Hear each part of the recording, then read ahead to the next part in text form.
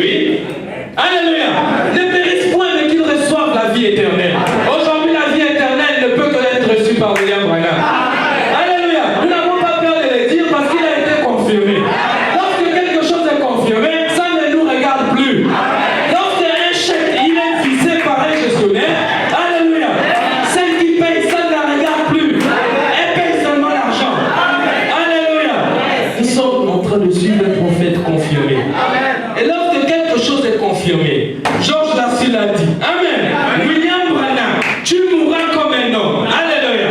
Mais s'il y a une civilisation chrétienne, cette photo subsistera toujours. Donc la vraie civilisation chrétienne, c'est la civilisation qui a cette photo. Si vous avez au village et que vous voyez un villageois avec la photo là, il est civilisé dans le message. Alléluia. C'est plus un villageois. Il est civilisé parce qu'il a reconnu la civilisation chrétienne. Et c'est une civilisation éternelle. Vous voyez Israël, malgré qu'ils sont tombés, malgré qu'ils ont chuté. Alléluia. Ils sont presque intouchables. L'Iran est en train de préparer une attaque contre Israël. Mais le premier ministre israélien, il s'en moque. Amen. Il faut avoir du courage. Hein? Le président israélien, il s'en moque. Il est en train de rire. Il dit que nous sommes prêts à nous battre. Que ça vienne de tous les côtés. Nous sommes prêts à riposter. Frère, nous aussi, nous sommes prêts. Hein? Que les sorciers viennent. Hein? Que les danseurs de Joby viennent. Hein? Que tous ceux qui parlent nos mal viennent vers nous. On est prêts à riposter. De tous les côtés. Oh, alléluia. Merci Seigneur. Alors, ce livre, c'est un livre vrai. Amen. Vous savez, lorsque Christ est arrivé devant l'aveugle Bartimée, Amen. Amen. Il n'a pas dit son nom. Hein. L'aveugle Bartimée a crié, Fils de David, aie pitié de moi. Et Jésus passait, il s'est arrêté, il a dit appelez-le. Amen. Les gens sont venus voir Bartimée, il dit que mon frère, prends courage, il t'appelle. Bartimée a commencé à courir, il a jeté son manteau, toutes les choses, il était content. Il arrive et Jésus lui a dit, que veux-tu que je fasse pour toi? Amen. Vous voyez, qu'est-ce qui a fait en sorte que Bartimée puisse capter l'attention de Christ? C'était son cri de détresse. Amen. Parce qu'il y a des gens aujourd'hui qui ne veulent pas crier à la détresse. Amen. Vous allez lire dans Daniel. Daniel appelle notre temps comme un temps de détresse comme il n'y a jamais eu dans les nations. Frère, c'est un temps de détresse où tout a failli. Les hommes ont failli, l'église a failli, les femmes ont failli, le mariage a failli. La seule chose, alléluia, qui peut nous donner espoir, c'est la parole de Dieu. Vous pouvez avoir l'argent, vous pouvez avoir les voitures, vous pouvez avoir toutes ces choses. Mais si vous n'avez pas Christ, vous avez failli. Alléluia. Nous sommes arrivés à ce temps de détresse, où tout le monde pleure, où tout le monde demande la miséricorde de Dieu. Alléluia. Avant, on pouvait manger, alléluia, la nourriture bio. Aujourd'hui, il n'existe plus de nourriture bio. J'ai même parlé avec une américaine, j'étais aussi avec le pasteur, elle nous a dit, vous préférez les États-Unis ou bien le Gabon? Le pasteur a dit, non, moi je préfère le Gabon. Elle dit, moi aussi. Il dit, mais comment toi tu es américaine, tu préfères le Gabon? Elle dit que non, c'est pas un bon pays. On ne mange pas bien. Les gens, les cancers, ils ont dit, ah non, moi je reste ici au Gabon. Donc, vous voyez que cette américaine-là, si on lui demande de partir au Gabon, elle va résister. Amen. Elle va dire, non, je ne peux pas partir. Si on lui demande de partir aux États-Unis, elle va résister. Elle dit, non, là-bas, on ne mange pas bien. Pourquoi? Parce que, frère, chaque nation a ses problèmes. C'est comme des individus que vous voyez. Chaque individu a ses problèmes. Mais il ne faut pas y sortir là avec une grosse barre, la voiture, et tout, tu dis, oh non, je veux être comme lui. Non! Pire que toi. Alléluia. Lorsqu'on dit le monde a failli, c'est depuis les petits bébés jusqu'à chez les grands. Tout a failli. La seule chose, alléluia, qui demeure et qui ne passera pas, qui nous donne espoir, c'est la parole. C'est la raison pour laquelle lorsque vous êtes en contact avec la parole, vous vous sentez bien.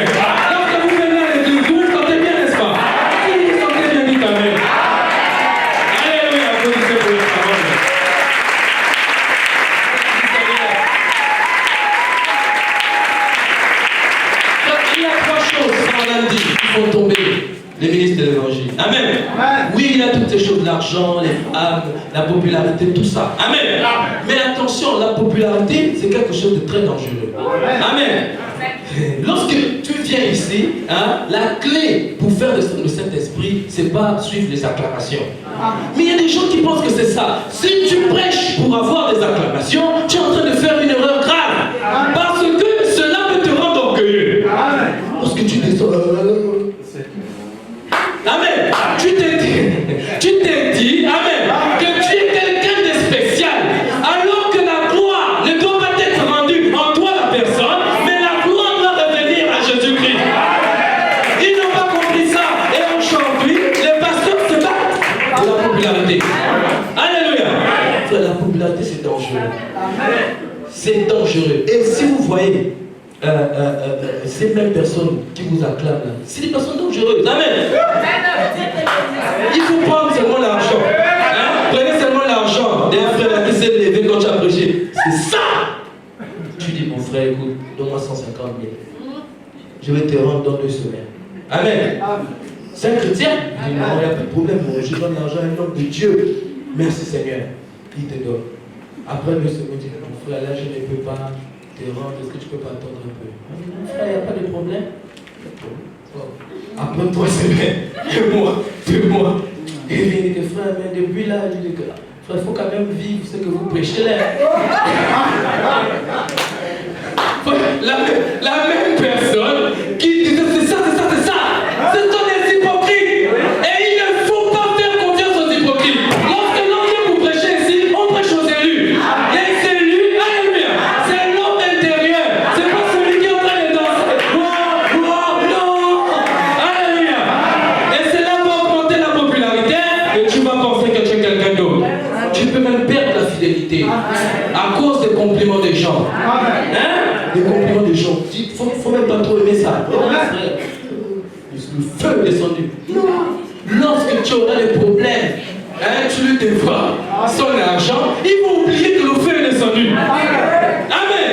Mais c'est ça la nature de l'homme. Alors, à qui sera donnée la connaissance? Nous allons lire dans Daniel 12. On avance, bientôt pour finir. Je vais pas être long. Amen. Suivez attentivement. On va lire Daniel 12. C'est très important. Il dit, en ce temps-là, se lèvera Michaël. Alléluia. Au temps des détresses, se lèvera Michaël, ce grand chef et défenseur des enfants de ton peuple. Ce sera une époque de détresse. Hein? Comme l'époque dans laquelle nous vivons. Une époque de détresse. Tel qu'il n'y en a jamais eu des semblables depuis que les nations existent jusqu'à cette époque. En ce temps-là, ceux de ton peuple qui seront trouvés inscrits dans le livre seront sauvés. Donc il y a un livre. Hein? En ce temps-là, il y aura un livre. Et dans ce livre-là, il y aura le nom de ceux qui seront inscrits dans ce livre, ils seront sauvés. Mais c'est quel livre? Amen. Il dit, plusieurs de ceux qui dorment dans la poussière de la terre se réveilleront. Donc vous voyez même que depuis le temps de Daniel, les prophéties ont été données pour que nous ne mourrons pas tous. Parce que là, il y a des gens qui se réveillent. Bon, maintenant, toi, tu veux dormir éternellement comment? Bon, de toutes les façons, il y aura deux résurrections. Il va dire ça ici, non? Il dit, les uns pour la vie éternelle. Bon, si tu ne veux pas être ressuscité pour la vie éternelle, reste. Parce qu'il y a encore une autre résurrection. Il dit, et les autres pour l'opprobre. Pour la honte éternelle. Amen. Oh, merci Seigneur. Pasteur, merci de nous avoir prêché, nous ne mourrons pas tous. Parce que je suis content d'avoir cette information. Frère, moi, je ne mourrai pas avec la grâce de Dieu. Et si jamais je meurs, j'ai la possibilité de revenir. Alléluia. Frère, un chrétien ne meurt pas. Vous êtes avec moi? Un chrétien ne meurt pas. Alléluia. Souvenez-vous que lorsque Saoul est allé voir cette femme d'Endor, amen. Vous connaissez l'histoire, n'est-ce pas? La sorcière d'Endor. Saoul est parti voir, il s'est camouflé, il s'est déguisé. Il a dit non, j'ai des problèmes avec les Philistins. S'il te plaît, fais revenir le prophète Samuel. La sorcière a dit que je fais revenir Samuel, il n'y a pas de problème.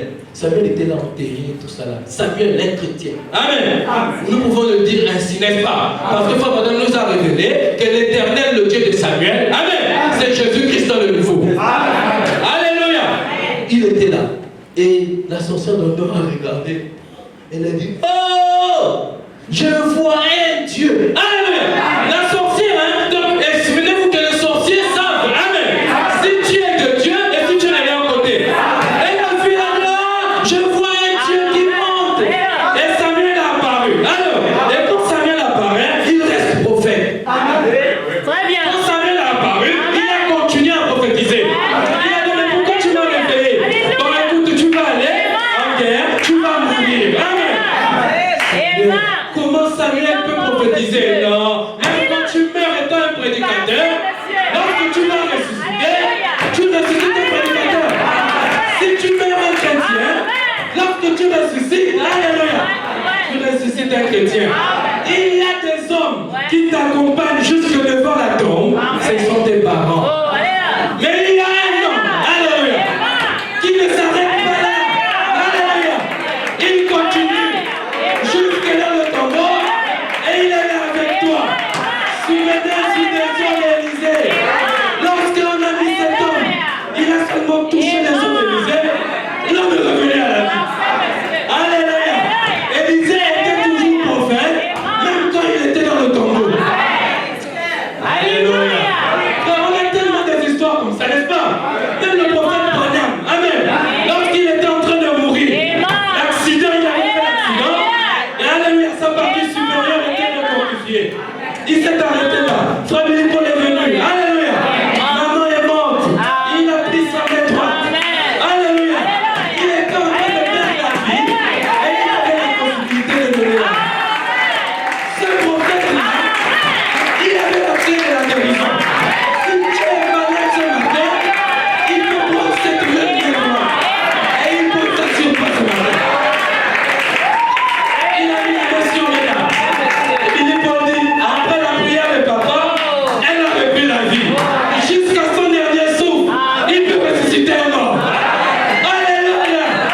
C'est le même, amen, qui a ressuscité Lazare. C'était lui, nous l'avons vu en quelqu'un d'autre appelé William Branham. Mais si tu crois ça, amen, alléluia, j'ai envie de dire quelque chose. Si tu crois ça, amen, maintenant même, amen, tu peux demander ce que tu veux. Maintenant même, tu peux recevoir la clé de la vie. Maintenant même, tu peux recevoir le baptême de cette vie. Mais si tu crois ça, c'est le troisième boule. Le troisième boule, c'est moi qui avais $20 dans sa poche. Et lorsqu'il a dit à Atiway, amen, demande ce que tu veux, amen, il a multiplié l'argent. Cette fois-ci, c'était plus les $20 qu'il devait donner. Il a dit à Atiway, demande plus que ce que tu veux. William Branham, lorsque l'on parle de ce prophète, amen, le surnaturel accompagne. Il y a un homme qui te suit. Lorsque tu es au coin de la rue, en train de faire de mauvaises choses, il t'aime tellement que même lorsque tu es dans le péché, il te suit. Et il y a une petite voix qui te dit, ce que tu fais, c'est pas bien. C'est lui. Alléluia. Et il peut te donner la clé. Alléluia. De fermer cette porte ce matin. Tu fermes la porte de l'adultère, tu ouvres la porte du salut. Alléluia. Il y a un homme qui te suit quelque part pour te donner la clé. C'est l'homme, alléluia, avec les victoires sur la ceinture. Frère, c'est le Saint-Esprit. Alors, Daniel dit, plusieurs de ceux qui tombent de la poussière de la terre se réveilleront. Les uns pour la vie éternelle, les autres pour l'opprobre éternel. Écoutez, ceux qui auront été intelligents. Parce qu'il y a des... Non, la Bible. Donc il y a des personnes qui ne sont pas intelligentes. Puis le voilà, il a une grande église et tout. Faut Dieu dire, il n'est pas intelligent. Parce que l'intelligence, c'est un mystère. L'intelligence, selon Dieu, il faut avoir une clé. Tu vois les gens qui ne sont pas intelligents, on va lui dire non, là où tu es là, tu as l'esprit de la vieillesse. Voilà pourquoi les maris ne peuvent pas t'épouser. C'est un manque d'intelligence naturelle. Amen. Parce que le monde est composé de ce qui est visible et ce qui est invisible. N'est-ce pas? Oh, visiblement, on peut regarder si tu es vieux. N'est-ce pas? Si tu es vieux, tu ne peux pas cacher ça. Tu ne peux pas cacher si tu es vieux. Amen. Les rides vont sortir, les trucs vont comprendre que ces personnes ne sont pas intelligentes. Ce n'est pas un esprit de vieillesse, c'est naturel. Il y a des choses, tu sens que les pasteurs sont intelligents. Les hommes de Dieu ne sont plus, ils inventent les choses, tu dis, oh, mais ça c'est le manque d'intelligence. Et la Bible dit ça, ceux qui ont été intelligents, c'est ceux-là, brilleront comme la splendeur du ciel. Oh, merci pasteur, tu as été intelligent. Tu nous as prêché les 6 visions avec l'intelligence. Nous sommes en train de voir une femme. En train de monter à la maison blanche. Et lorsque nous regardons le pasteur, nous disons tu as été intelligent. Merci de nous avoir prêché ça. Sur cela, nous nous reposons. Alléluia. Et il y a une récompense pour eux. Et ceux qui auront enseigné la justice. Non. Dieu aime les enseignants. Si vous êtes parti quelque part et on vous a dit que les pasteurs ne doivent plus prêcher, il faut lire Daniel 12. Parce qu'il y a une récompense pour ceux qui ont enseigné la justice. Alléluia. Enseigner la justice, c'est prêcher le message de ton temps avec fidèle droiture. En répétant mot à mot ce que Élie de Manachika a dit. C'est ça, enseigner la justice. Enseigner la justice. Alléluia. C'est pas venir nous raconter les choses du village. Amen. C'est pour Luc 17, 30. Montre Luc 17, 30. Le jour du Fils de l'homme. Amen. Il est écrit là-bas que ne faites pas comme l'autre. Et la femme de l'autre. Amen. Elle voulait sortir. Elle a regardé derrière. C'était des business. Amen. Il dit frère, venez à l'église, laissez les business un peu. C'est ça. Et elle a enseigné la justice. Merci Seigneur. Il dit, c'est pas fini. Et la multitude brilleront comme des étoiles. Donc, lors de la résurrection, vous allez voir ceux qui ont prêché le message, prêché la justice, seront là. Briller comme des étoiles. Amen. William Branham devant. Amen. Le Seigneur Jésus. Tous ceux qui ont été des disciples de Christ. Amen. Brilleront comme des étoiles. Je vous ai dit que le ministère le plus puissant du Seigneur Jésus-Christ, c'est lorsqu'il prêche la parole. Parce que Frère Branham dit que la chose qui est un peu compliquée à Dieu, mais pas impossible, c'est d'emmener un homme. Amen. À croire un autre homme. Et les hommes là, quand on dit croire, c'est qu'il a parlé. Quand on dit croire, c'est qu'il a prêché. C'est que je suis en train de dire ici, même si tu ne dis pas Amen. Amen. Mais lui, il dit Amen à ça. Et ça a enseigné la justice. Il dit, toi Daniel, mais Daniel, attention, c'est pas pour toi maintenant. Tiens secret ces paroles et scelle le livre. Jusqu'au temps de... Donc au temps de la fin, il y aura quoi? Plusieurs. Alléluia. Alors, liront et la connaissance. Donc ceux qui liront le livre que Daniel avait scellé, amen. Ceux-là, ils auront la connaissance. C'est les frères, un chrétien, il a la connaissance, il n'a pas peur des sorciers. Il n'a pas peur des sorciers. Amen. Des fois, il faut forcer les gens à dire Amen. Parce que ce que je dis là, Amen, c'est la vérité. Si je vous force à dire Amen, c'est aussi la parole. Quelqu'un va dire, mais non, il est écrit dans la Bible, ce n'est ni par la force, ni par l'intelligence, mais c'est poussé par l'esprit que Dieu fait opérer des miracles. Amen. Mais non, le même Dieu, Amen, après la Pentecôte, lorsqu'il était incarné dans Pierre, Amen, Pierre arrive comme ça là, il voit, il y a un boîtier de naissance. Pierre regarde le boîtier, il dit au boîtier, regarde-moi. Amen. Frère, la connaissance c'est quelque chose. Pierre était plein de connaissances. Il dit que mon frère, si tu me regardes seulement, je te donne la clé de la guérison. Il est en train de regarder le boîtier. Après il a dit, bon, je n'ai ni or, je n'ai ni argent, mais ce que j'ai, je te le donne. Le boiteux n'avait pas compris qu'il avait les clés de la guérison entre ses mains. Il n'avait pas compris ça. Pierre l'a forcé un peu. Pierre est venu, il a dit, bon, toi tu ne comprends pas, malgré que tu as la clé, lève-toi. Alléluia. Il a pris cet homme-là par la main droite.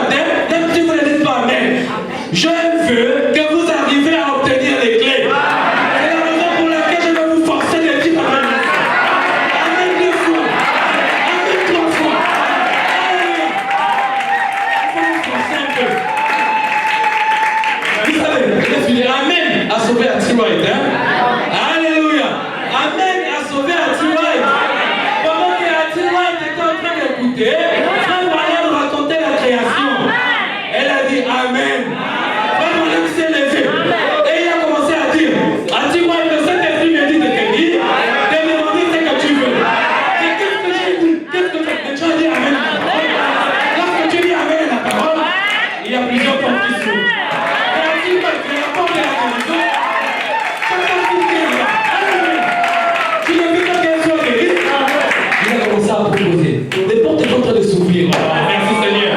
Il apporte de la guérison. Il apporte de l'argent. Amen. Toutes ces portes-là s'ouvrent. Amen. Quand vous priez, il faut aussi demander l'argent. Bien sûr, monsieur. Amen, amen. Demandez l'argent de prières. Amen. Et vous ne dites pas Amen. Vous ne demandez pas l'argent. Parce que la Bible dit que la sagesse du pauvre est méprisée.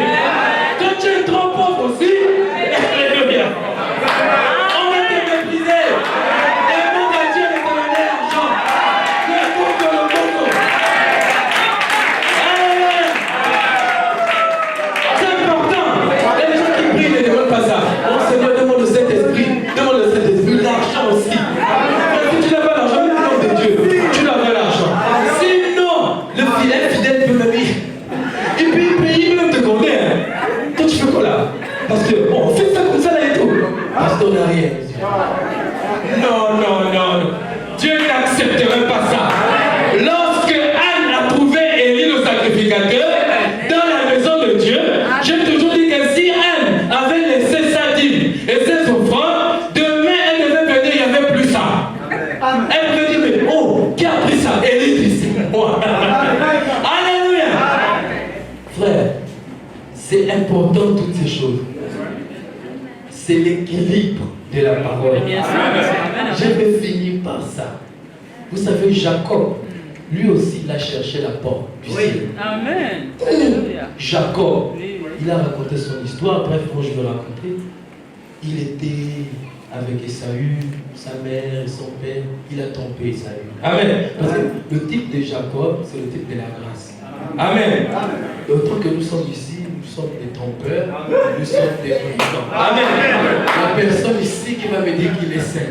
D'ailleurs, si vous commencez à me dire ça, je vais comprendre qu'il y a quelque chose de faux. Amen. Parce qu'il y a des gens comme ça. Tu le vois et tout. Non, shalom. Alléluia. C'est même contraire aux Écritures. Amen. Dieu il est venu pour chercher les opprimés. Amen. Ceux qui ont été dans le péché, mais par sa grâce, ils sont purifiés et blanchis. Par sa grâce, nous prenons cette robe blanche. Alléluia. Nous pouvons porter cette robe blanche avec fierté parce que nous avons combattu le bon combat de la foi. Alors Jacob est passé par là. Il a trompé son frère. Il est arrivé. Isaac a regardé. Il a dit, oh, les mains, ce sont les mains d'Esaü. Mais la voix. Amen. C'est la voix de Jacob. Jacob dit, bénis seulement. Laisse les choses de la voix. La voix, c'est au-delà de la fin. Amen. Au-delà de la fin. Amen. Là-bas, c'est la voix. Si vous voyez le corps comme ça, c'est pas d'âme, mais attendez la voix. Lorsque vous entendez, alléluia. Maintenant, je prends tout esprit sous mon contrôle. Ah, là, vous pouvez dire oui. C'est lui, c'est Christ. Alléluia. Alors, il est parti. Et il s'est arrêté quelque part, il a eu un songe. Et dans ce songe, c'était quelque chose de très profond pour lui. Il a vu qu'une échelle était appuyée sur la terre. Et elle allait jusqu'au sommet du ciel. Au ciel était un ange, l'ange de l'Éternel. Et il y avait un certain jeu qui s'est passé sur l'échelle là. Amen. Lui-même, il a décrit que sur cette échelle-là, il y avait des anges qui montaient et qui descendaient. Amen. Donc Jacob ne comprenait pas très bien qu'est-ce que c'est. Amen.